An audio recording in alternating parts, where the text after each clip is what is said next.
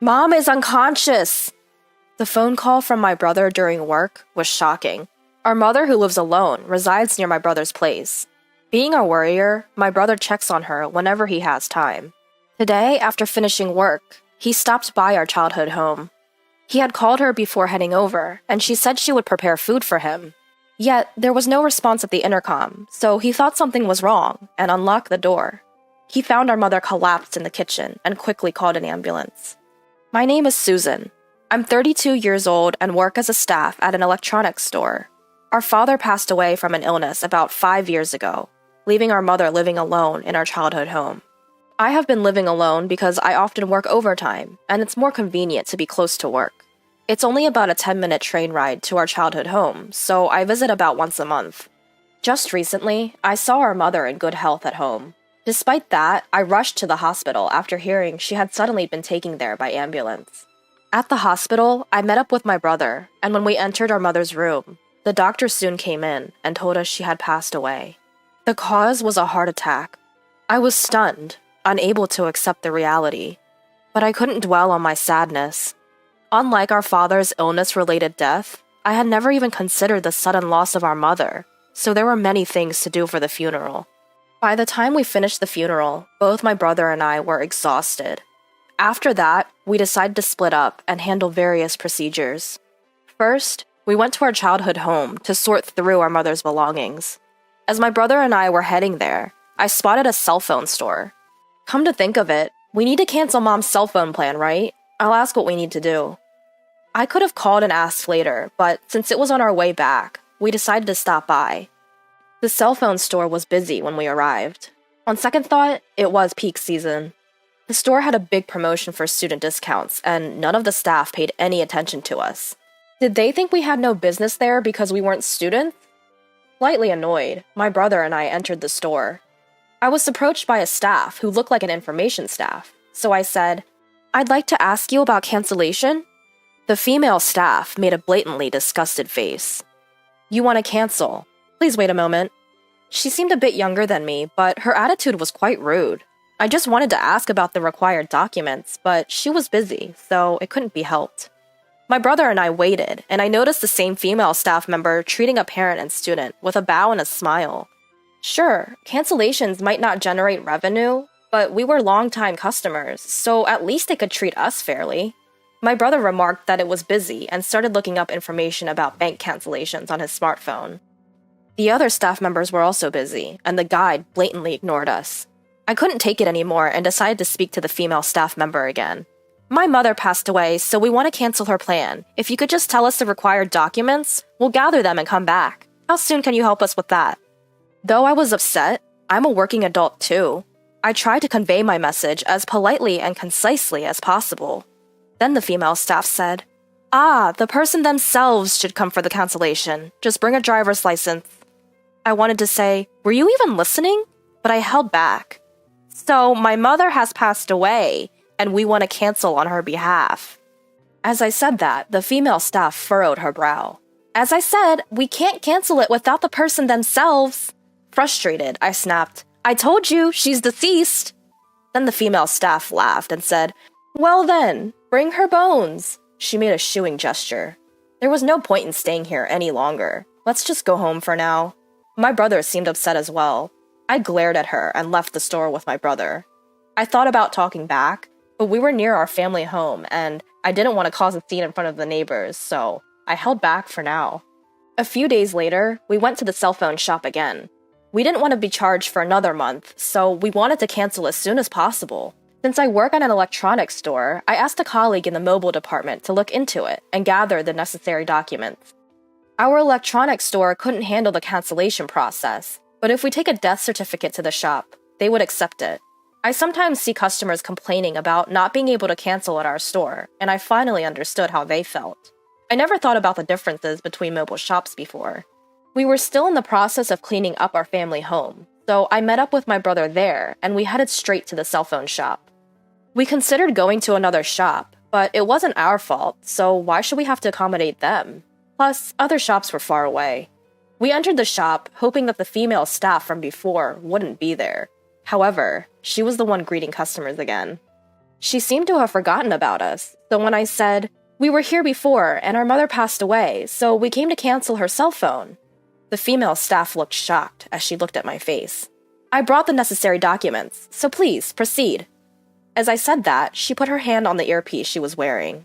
By the way, the earpiece is a type of small radio, which I also wear at work. She reluctantly led us to a table. She probably received instructions from her supervisor to do so.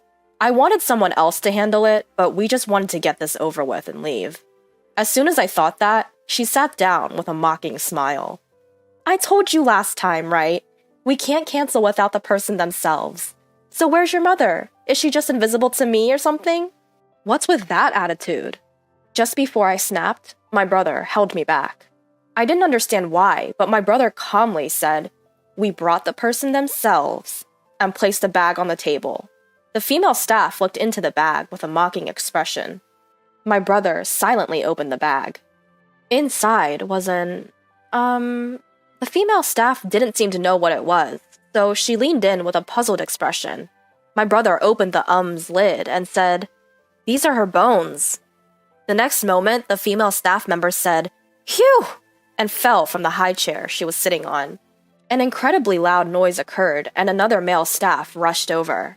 The male staff seemed flustered, but the female staff's face turned pale, and she didn't speak. I said to the female staff, "Could you stop making that face as if you've seen a ghost? Is this your first time seeing cremated remains? But you're the one who told me to bring them, right?" Then the male staff began to bow his head. Apparently, he was the store manager. When I told the manager what I had been told earlier, he bowed his head again. As I spoke to the manager, the store became crowded. I told the manager, "Please go and attend to other customers. It's just a contract cancellation, and it will be over quickly if this person takes care of it." Although the manager seemed confused, he was called on his walkie-talkie and, in a strict tone, told the female staff to do her job properly before going to attend to other customers. I placed my mother's cell phone next to the opened, "So, I want to cancel this." When I said that, the female staff hurriedly said, "Please put the remains away quickly." But my brother spoke nonchalantly. "It's okay, I'm not doing anything bad. Besides, you're the one who told me to bring the remains. My mother will watch over us too." I couldn't help but laugh at his words. The female staff glared at me and said, "Show me your driver's license." "Whose? Mine? My mother's?" I placed both my mother's and my driver's licenses on the table. I also lined up the death certificate and the credit card my mother used for automatic withdrawal. The female staff took all of them without saying a word and left the table. I stopped her. "Wait, don't just take them without asking. What are you using them for? You told me to show my driver's license, but you didn't tell me the purpose." "Oh, it's to confirm customer information." The female staff muttered and didn't come back, so I said, "Aren't you supposed to do that in front of us? That's what everyone else does, right? Isn't that a compliance violation?" Compliance means abiding by laws and regulations. Simply put, it's showing customers that our company follows laws and social rules. I deal with customers' personal information in my job, so I'm constantly being nagged about compliance. It's even more strict in a cell phone shop that handles a lot of personal information, but this female staff showed no sense of urgency. I was also irritated by that. But she flinched when she heard the word compliance. The saleswoman hastily brought back the personal information she took, and brought a terminal where I can view the contract information instead. By the way, my brother, being aware of the surroundings, quickly puts away the and gives the female staff a cold look. The female staff seems to be concerned about the customers entering the store while dealing with us, and the conversation is not progressing smoothly. Then she says, "There will be an annual contract cancellation fee, which will be billed next month." However, I had checked with a person in charge of cell phones at my workplace that it would be waived. So I asked, "I heard that it would be waived if the contract holder passed away. Is that true?" Upon hearing this, she starts to look into it in a hurry. I sigh and take out my smartphone. I open the inquiry page on the cell phone company's website and show the official answer to the female staff. The female staff looks up and says, "Then it won't be charged, I guess," which irritated me. "Excuse me, what's with that attitude?" I couldn't help but say that, and she glared at me, but I continued. "I have no reason to be glared at for your lack of knowledge, and I've noticed you've been looking at other customers since earlier. Isn't that rude?" I heard this from the person in charge of cell phones at my workplace as well, that staff sales performance only counts when they acquire new customers. That doesn't mean they should have such an attitude towards other customers. I try to stay as calm as possible and continue. You may think of me as a complainer, but I'm not. All you need to do is to handle this cancellation process quickly and accurately. I've been thinking this for a while, but your attitude is just terrible. I just wanted to cancel the contract, but since I couldn't finish and go home, I was irritated and ended up speaking in a strong tone. When I calmed down, I feel a little guilty. But then, I was completely astonished by the female staff's next attitude. You're a complainer, aren't you? It's not normal to bring ashes. You said you brought the person themselves, but what can you do with those ashes? She said that with a laugh. My brother, who had been sitting quietly until now, seemed to be getting angry and tried to stand up. The next moment, a loud voice echoed throughout the store. Bring me the guy who deceived me right now! It was a man in his late 20s who looked a bit rough. As soon as he entered the store, he started yelling at the receptionist. He looked around and didn't listen to the receptionist trying to stop him and headed our way. Could it be? As I thought, the man came close to our table and glared at the female staff, asking, How much longer will it take for you to finish with these customers? She turned pale and didn't say a word. I was a little curious, so I said, We just want to cancel our contract, but it's not progressing very well. However, if it's just a conversation, please go ahead. To my surprise, the man looked apologetic and declined my offer. But for some reason, my brother picked up his belongings and moved to the waiting sofa just behind us. When I looked at my brother's face, he seemed to be enjoying himself. I followed my brother's lead and caught the eye of a male customer. He nodded slightly and stood in front of a female staff. Just as I wondered what was about to happen, the male customer began speaking harshly to the saleswoman. The other salespeople were busy with customers, and the greeters seemed to be new and flustered, so nobody stepped in to stop the man. From what I could hear, he had signed a new contract a week ago and was angry because the content of the contract was different from what he had discussed, and he had been given many options without his consent. I had heard that such misunderstandings were common at our store's cell phone department, so at first I thought the male customer might be mistaken. But then the saleswoman said something outrageous. That kind of minimum fee doesn't help my performance. Since you signed the contract, can you stop complaining? I then remembered something. At our store, we have seen similar complaints, but to prepare for such trouble, we properly write down the contract details and hand them to the customers. Even if there's a complaint, that serves as evidence, and after explaining to the customer again, they usually calm down and accept that they misunderstood. But I don't know if it's just this store or this saleswoman, but there seem to be no such measures in place, and it seems that the saleswoman ignored the customer's wishes and acted on her own. Of course, he had every right to be angry. I was already surprised enough, but then the saleswoman suddenly got up as if remembering something. As we were taken aback, she quickly returned. She had a driver's license in her hand.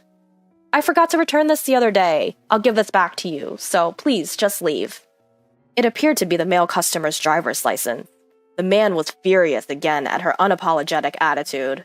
I was searching everywhere for it, thinking I had lost it somewhere. You should have contacted me when you realized. What's wrong with you? Is this staff insane? The store manager, who had just finished seeing off other customers, rushed over. He apologized profusely, but of course, it was not a problem that could be forgiven with an apology. The manager took the saleswoman to the back for a moment. Then, the male customer apologized to me, and as we engaged in a light conversation, he said, You seem to know a lot. Are you a cell phone person? I told him that I was a salesperson at an electronics store, and the male customer seemed satisfied with that answer. At first, I thought he looked tough and scary, but after talking to him, he was surprisingly normal and even apologized for surprising me earlier. My brother, hearing this, said to the man, No, I'm sorry my sister scared you. To which I glared at my brother, and the male customer burst out laughing.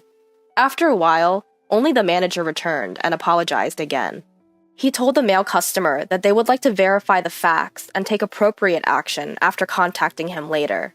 The male customer sighed, nodded to us, and left.